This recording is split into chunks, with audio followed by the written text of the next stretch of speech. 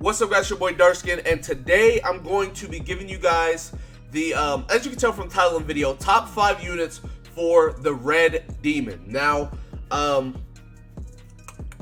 before we get into the video, I want to let you guys know, we are less than like 20 subscribers away from 10K. So if you guys have not subscribed already, make sure you guys subscribe. I know I said I was going to stream yesterday or whatever, but stuff came up, I couldn't stream. I had to help my mom. But I will stream today for 10K, right? I will stream today for 10K. We'll grind some demon raids, some red demon, gray demon, whatever pops up. I'll do a little bit of PvP, talk to you guys for a bit, and, you know, whatever. Stream for like an hour or two, I don't know. We'll see. But yeah, so anyways, this is going to be top 5 units for demon raid. So let's go ahead and get into it. Now, before we start, 2 honorable mentions. You don't have to run these. I don't run these people on my team.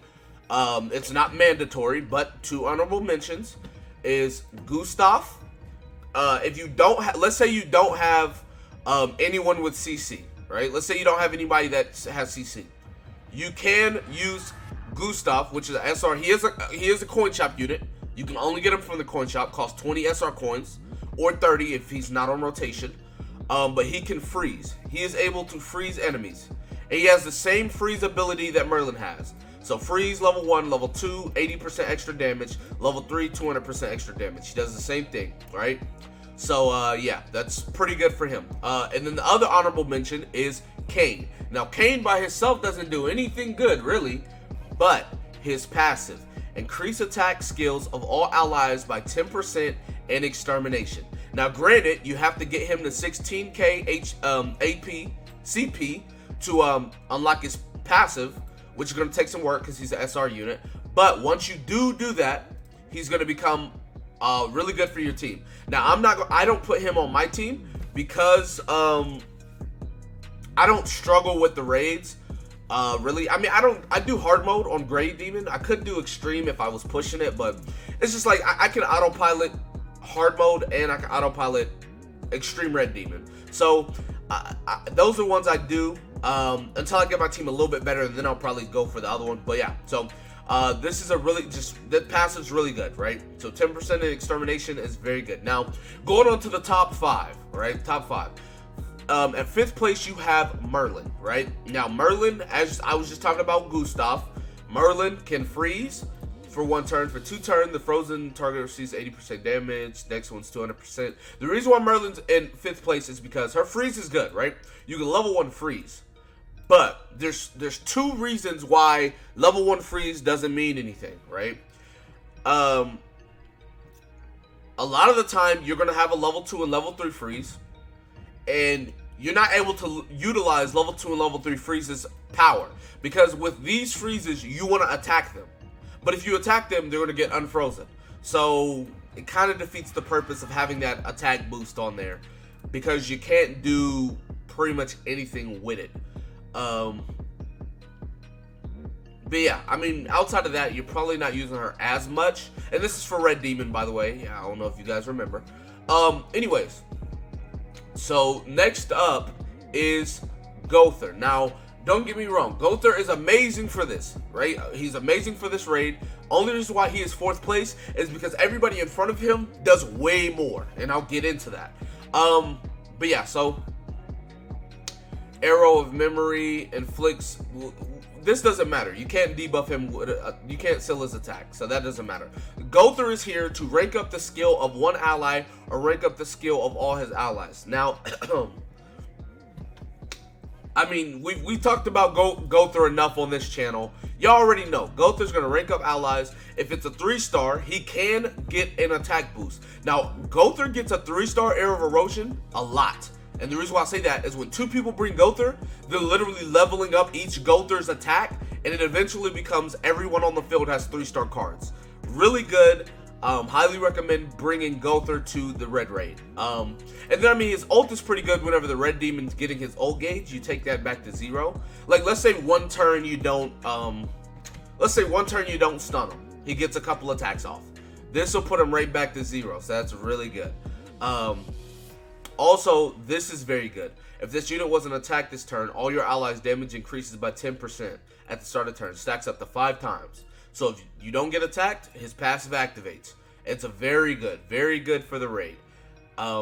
Moving on to third place, we have King. Now, you guys already know about King as well. King can petrify, King can heal. Only reason why Gotha is not above King is because Gotha by himself isn't good, right? King, let's say you don't bring Gotha. King is still viable by himself, but with Gotha, he becomes that much more viable. You pretty much are guaranteed petrifies. You're guaranteed healing. So he's going to be healing, he's going to be petrifying, and he can remove debuffs. Because the red demon does hit you with debuffs. He hits you with that fire, ignite, or whatever, right? And his ult does pretty good damage as well. Fairy King, this is a very, it's good passive, because if you bring 2 kings, they both get it, so they both get 16%. So very good there as well. Moving on to the damage.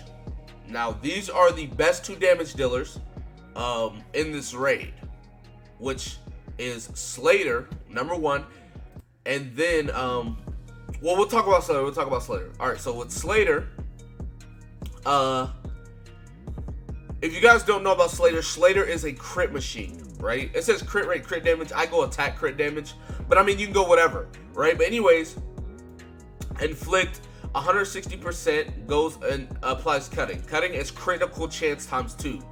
Now this goes up to 240 and then to 400, and then the second ability goes up 220 to keep 220 still stance, and then 360. But this is the main ability, right? The one that's doing damage. Now this does stupid damage as well, but this can crit for like 100k. Shout out to the boy Mystic. Mystic crit with this ability for like 100k.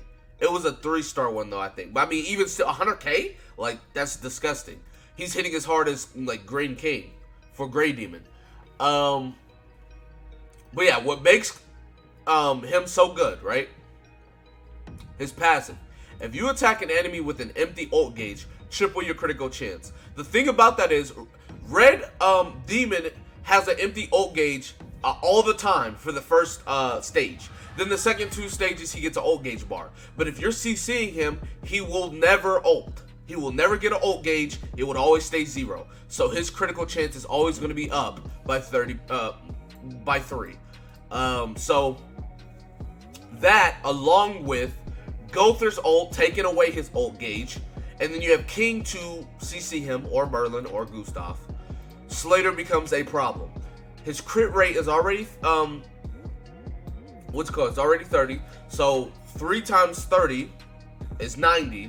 And then let's say you hit him with this. It's 100% crit rate. So if you have his passive activated and you use this ability, it's 100% crit rate. So yeah, it's safe to say he becomes a problem. I'm talking about Mystic because Mystic just dropped the Slater video. Mystic ulted with him and hit for 209,000 damage. Like, dog, Slater is so good. And then the next one is Elizabeth. Now, I know some people are going to be like, well, Darkskin, why is Blue Bond not on this list? Blue Bond gets buffed. Look, Blue Bond does good damage. He does, he does very good damage. If you have Blue Bond, if you have Blue Bond built already, you can use them, cool. But if you don't have Blue Bond built, don't build Blue Bond. The reason why, Slater is good in a lot of different game modes and stuff. Blue Bond does not excel as much as Slater does. Not to mention, if you build Slater, he does more damage than Blue Bond, right? So, like, that's why Blue Bond is not here. It's just not optimal to use Blue Bond unless you have him. Like, if you already built him, then hey, do that. But if he is not built, do not build him. Build Slater and build SR Elizabeth. The reason why you're building SR Elizabeth, her passive, if not damage, basic stats increase by 10% at the beginning of the next turn. And it infinitely stacks. Like, she just continues to get stronger every turn. If you CC the Red Demon, she just will get stronger over and over and non-stop. She will get stronger. So, yeah, it's very, very good. I've seen her hit for 100K with no crit. No crit. Hits 400K. Slater is critting 400K.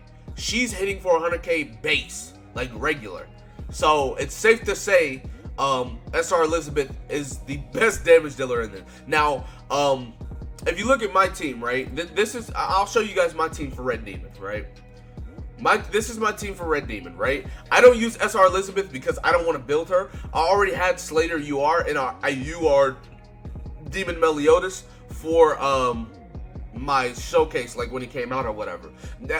Now, my team isn't entirely built. Like, I still got some stuff I need to do, right? Like, if you look at Slater's gear, I have nothing done because I was working on Green King. I apologize. But yeah, my Slater still's out here critting for 60, 70K. Easy.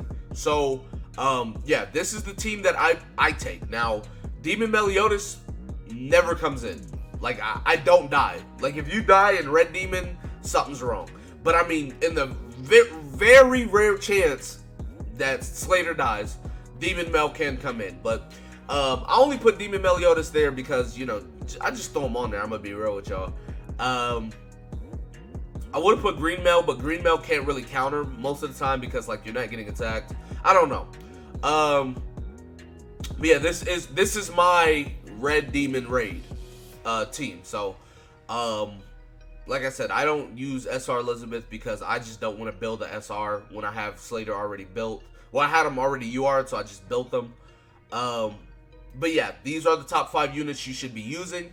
If you're not using them, something's wrong. So you need 1 damage, which would be Slater, Elizabeth, or Bond if you have them. You're going to bring most likely King, but you can bring Merlin for the CC. King also heals, that's why he's good, just in case you get damaged. But you shouldn't get damaged. But yeah, King, Merlin, and then you want to bring Gotha. Gotha, no one can replace Gotha. You could also bring Gustav for CC, and then you can bring Kane in the sub for this passive, but I mean, I don't bring him in the sub, which, whatever. But anyways, so yeah, that's pretty much it for this video. Be sure to give it a like, subscribe to the channel if you're new, comment down below, tell me what you guys think in the comment section below. That being said, I will see you guys next time. Peace.